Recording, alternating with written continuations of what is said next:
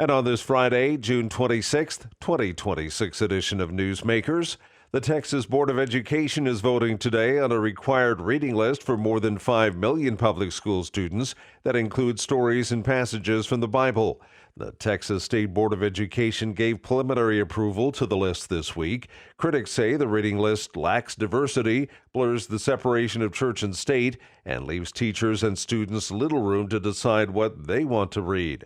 But Mary Elizabeth Castle of the group Texas Values, which has pushed for the changes, says along with the Christian influence, the proposal de-emphasizes world history and dedicates more focus to the history of Texas and the United States. Both very important to religious liberty, but also preserving our American values. California lawmakers may soon create taxpayer-funded paid leave for abortions.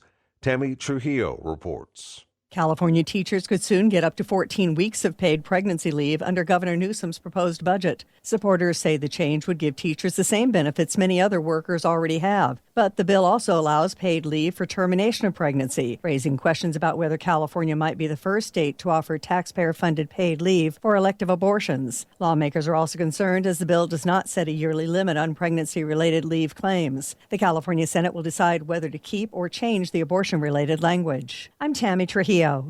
A prosecutor in the case involving Charlie Kirk's suspected killer will be held in contempt of court after speaking to the media about the case.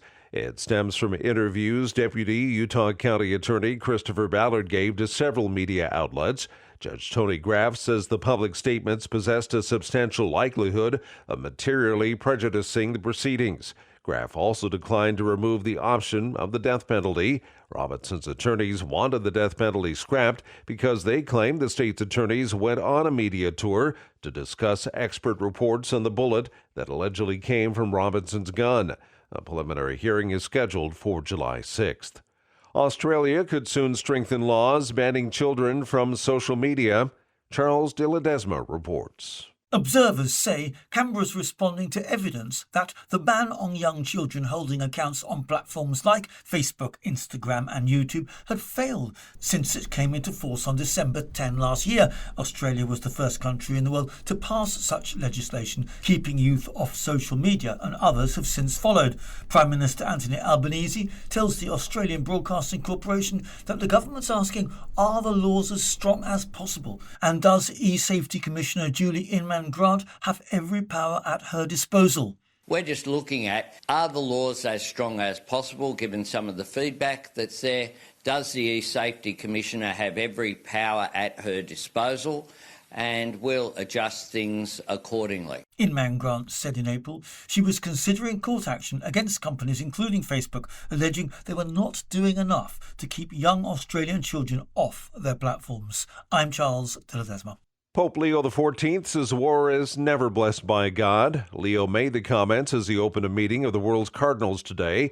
He insists the Roman Catholic Church has a prophetic message of peace for a world torn by war.